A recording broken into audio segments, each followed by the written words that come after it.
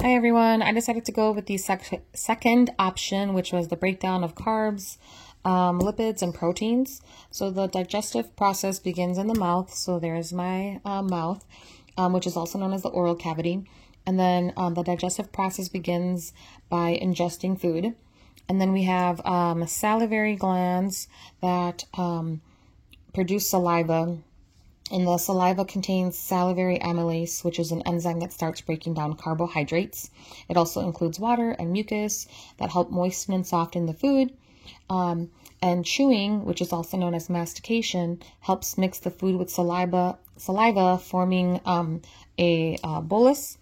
Then the bolus is pushed from the mouth through the pharynx and then into the esophagus, which is a muscular tube that leads to the stomach. The esophageal sphincter prevents food from going back into the esophagus. So once the bolus enters the stomach has some rugae, which are wrinkles that allow it to expand as the bolus fills the stomach. And then the stomach lining secretes hydrochloric acid from parietal cells, which inactivates the salivary amylase, meaning that the breakdown of carbohydrates stops. And then this acid also activates the enzyme pepsin, which starts breaking down proteins into smaller peptides. And then fat digestion begins in the stomach as well with the help of the enzymes lingual lipase and gastric lipase. And then the partially digested food, which was bolus, now becomes chyme, and that moves through the pyloric sphincter, which is here, and that goes into, the chyme goes into the small intestine. And then in the small intestine, enzymes from the pancreas continue the digestion. Here is my pancreas. The pancreatic amylase breaks down polysaccharides into disaccharides. Examples of those are maltose, sucrose, and lactose. And then this also continues the breakdown of peptides into smaller dipeptides. And then we have a bile, which is produced in the liver and stored in the gallbladder, and they emulsify fats.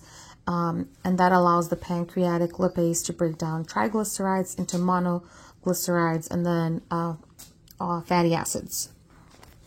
And then the final breakdown of disaccharides into monosaccharides happen via enzymes lactase, maltase, and sucrase. Proteins continue to be broken down by enzymes like trypsin, chymotrypsin, and carboxypeptidase, turning peptides into amino acids. And this happens here in the small intestine. Mostly all this happens in the duodenum. And then we have the jejunum, which is the middle section where nutrients are mostly absorbed. So in this example, this would be like the jejunum. Then we have the ileum, which will be the end here of the small intestine. And in the ileum is where the absorption of water and some nutrients occur. The ileum connects to the large intestine through the ileocecal valve. Excuse me here. The ileocecal valve is right here. And then this regulates the passage of materials into the large intestine. And then as the chyme moves into the large intestine, this is where it gets transformed into feces. The large intestine absorbs most of the water and the electrolytes, and then the remaining material moves through the cecum, goes right in through the cecum, which is in the large intestine, and then where the which is where the small intestine connects to the large intestine, and then the feces travels through the ascending colon, then to the transverse colon, and then down the descending colon into the S-shaped like sigmoid colon, and then it goes into the rectum and then becomes the anus. So then in the colon is where water is absorbed and it goes back into the bloodstream.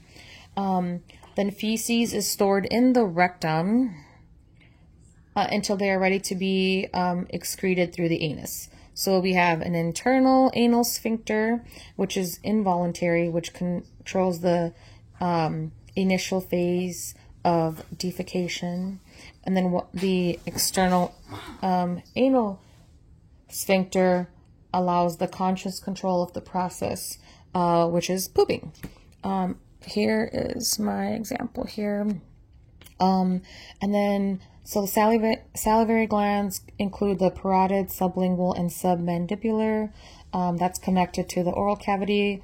And as I mentioned, it produces enzymes. We have the liver, which produces bile and bile salts, and they help break down and absorb the fats.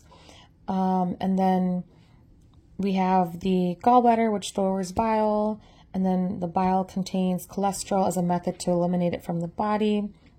And then we have the pancreas, which makes the digestive enzymes, and then the digestive enzymes go through that pancreatic duct into the duodenum. So we have the liver, which is connected by the duct into the duodenum.